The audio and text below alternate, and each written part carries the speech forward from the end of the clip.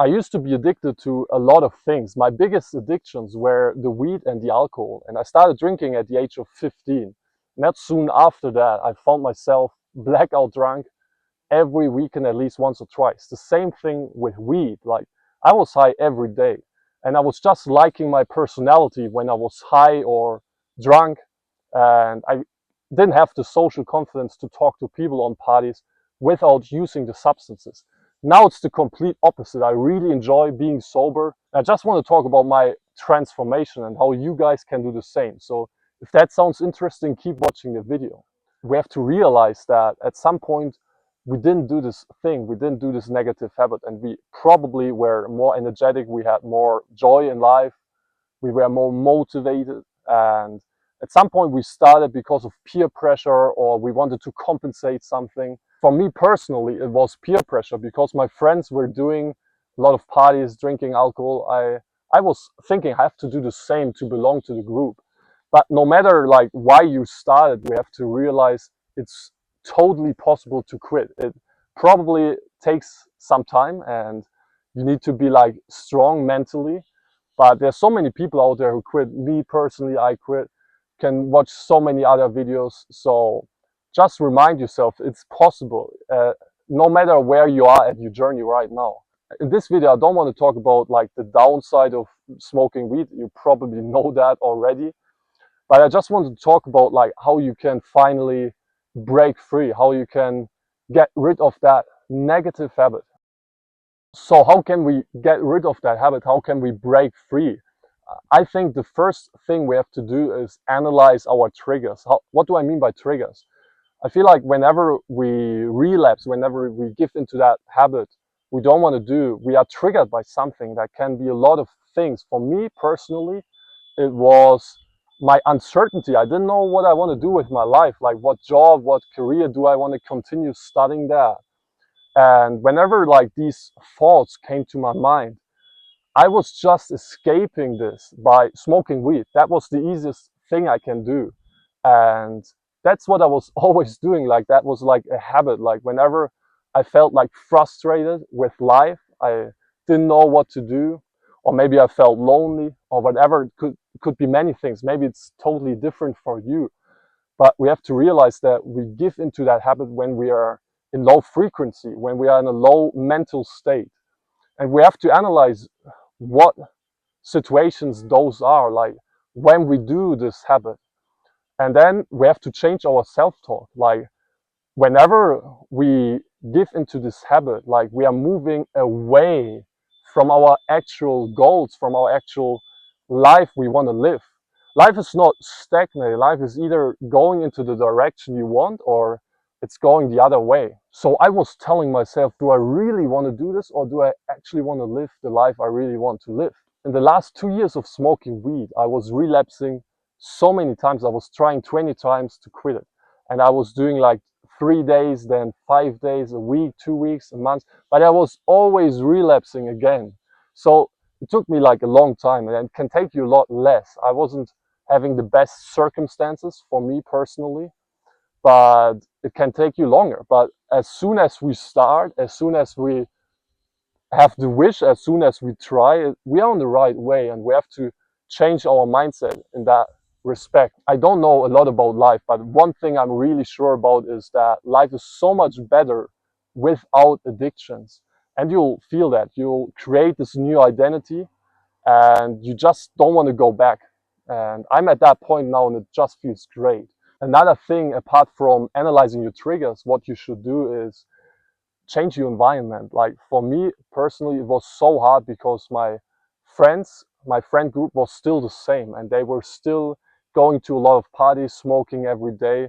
And when I would hang out with them, like it's so much harder to say no to it. So you really have to have something going on for you, like some hobbies, some side hustle, or some things that you really enjoy sober, and you just go after them. And it's so much easier like being busy and doing another thing instead of like being with your friends and trying to have enough willpower not to do it. That's the hardest level, and the best thing you can do for yourself is change the environment and be proactive about it. So when I was young, my father always talked about being spiritual, and I always wanted to be spiritual, but I didn't know what that means back then. And when I started drinking, I didn't want to do it actually. I was doing it against my will, against my values actually.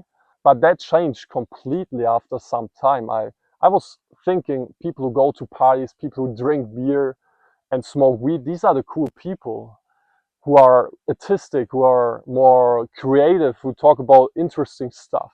Now that changed completely for me. It's so much more impressive when somebody's sober and they are enjoying themselves, because I feel like these people are way more at peace with themselves. And that's when I wanted to talk about being spiritual. And there's one concept in Buddhism which is very famous, and that says like you stop suffering when you don't try to get anywhere. And relating that to the weed, I was trying to chase the feeling. I was chasing the feeling all the time. I was really planning the perfect night. I was buying the best snacks, planning the perfect party, like buying the best quality weed. Like all the things I did was to maximize the pleasure. But this approach to life doesn't work. Like it's not all about pleasure. It's also about other things. When you're chasing that feeling, you're not at peace with yourself. And I can say now that's true. Like I'm the most happy when I don't want to get anywhere, when I'm not trying to be productive, when I'm just flowing with life, when I just don't need any substance to feel good about myself. And I was craving being high. I was really craving. I didn't enjoy my sober personality. It was really that bad. I was not creative. I wasn't inspired by life. I couldn't talk to people. My social confidence was not existing, basically. And that's one thing about being spiritual. It's a lifelong journey. Like trying not to chase a feeling, just being okay with that moment, being okay with being present, basically.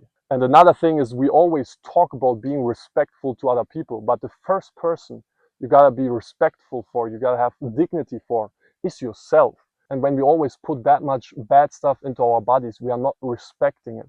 And I used to eat so unhealthy, especially when I was drunk. I would eat the next day like pizza. When I was high, I had so many cravings for food, for unhealthy food. And you're just using your body, you're abusing it, basically, like to get more pleasure out of it. And that's not how it works. Like now I really understand the body, mind, soul connection, and that it's all connected. And when we are treating our body that way, we have to pay for that later. And our body is signalizing that to our brain. We get sick, we get health issues. I got these, and I just have to say now I feel so much better when I treat my body in a way I also wanted to be treated. And when I put good food into my body, which is kind of related to smoking weed and drinking alcohol, because just think of your last time when you were drunk. Like, what are you eating? Last time when you were high, like, what are you putting into your body in those moments? I just have to say I'll never go back to that old life. And just look at this place. It's so beautiful. And when I was smoking weed, when I was addicted to it, I couldn't enjoy this place. I would need the weed to enjoy this landscape. Like, this is fucked up, right?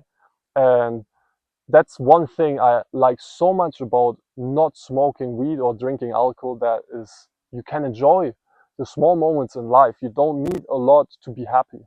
Just being out in nature and I feel content, I feel happy about myself. And you get to enjoy small moments, like the things that really matter in life, like relationships, other people. That's another thing. You are so much more open to relating to other people, and you have so much more social energy. You feel more energized, more motivated. You don't need as much sleep.